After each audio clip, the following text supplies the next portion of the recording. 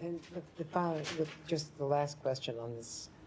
You're beating Matt Lee when it comes to 2 being 4 now. But the Secretary's announcement, the announcement that came out the other day about the cancellation of passports holders from South Sudan, when South Sudan is in some considerable conflict right now between their leaders. There's a great deal of turmoil and violence in that country.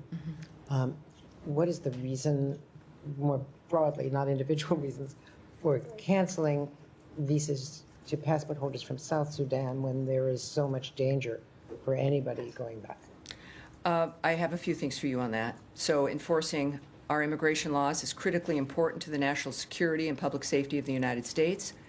Every country must accept the return of its citizens in a timely manner when another country, including the United States, seeks to remove them. As South Sudan's transitional government has failed to fully respect this principle by not permitting the entry of an individual that they had confirmed and documented as a citizen, the United States Department of State has taken actions to revoke visas held by South Sudanese passport holders and restrict further issuance of visas to prevent entry into the United States by South Sudanese passport holders.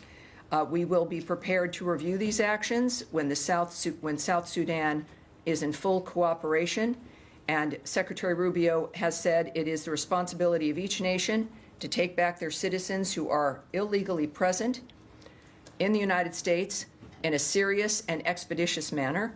We are unwavering in our commitment to end illegal immigration and bolster America's border security.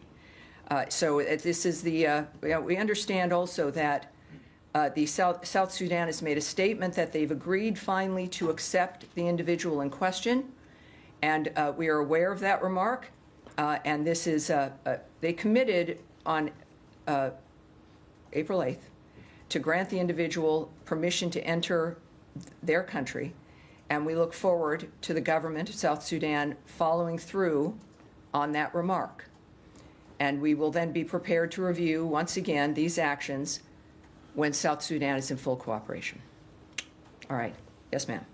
Thank you. You mentioned that some of the programs that were cut, the WFP programs, were not meant to be cut. Was that, just to clarify, from the programs that were cut over the weekends? I'm sorry, it's like... You mentioned that there are some that were rolled back, that were cut that shouldn't have been, yes. Were those cut over the weekend, or was that from before?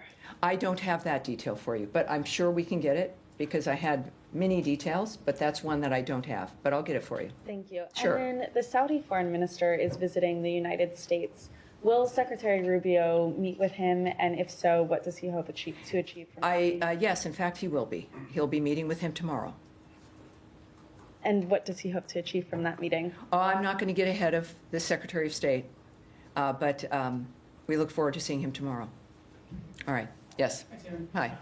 Getting back to Iran, part of the reason that the administration cited in 2018, the first Trump administration, from withdrawing from the Iran nuclear deal is that it wasn't comprehensive enough. It didn't cover militias. It didn't cover the missile program and a bunch of other of Iran's activities.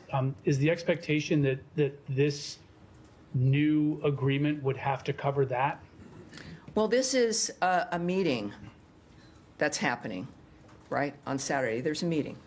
There's no negotiations, right? This is a dynamic where the president has made very clear, and certainly the secretary has made very clear, that Iran will never have a nuclear weapon, and it's just that I think is the focus right now, the nature of what's happened, and Iran's current situation. I think the president's remarks yesterday speak for themselves. That.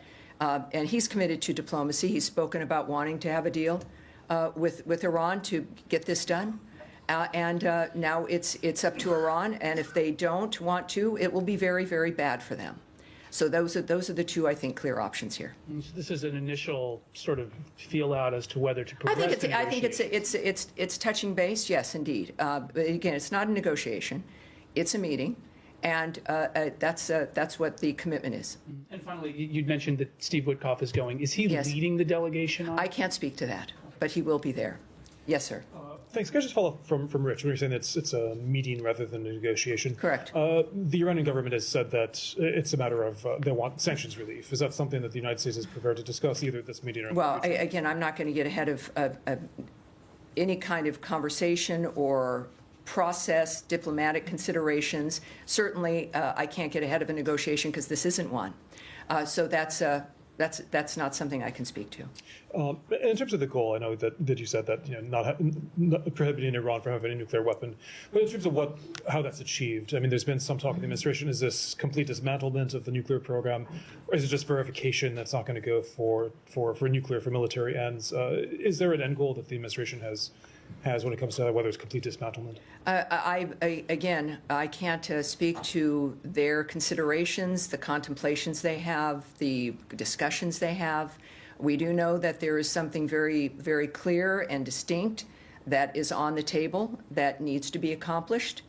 And they're certainly, see now, because I have so many opinions. And you're waiting, Sean is waiting for me to kind of, we all have opinions, but what I can tell you is that the very specific thing that needs to be accomplished, which would make the world a much safer place, is to make sure that Iran never gets a nuclear weapon, that there is no room around that fact. And that is something worthy of focusing on at this moment. Yes, Nadia.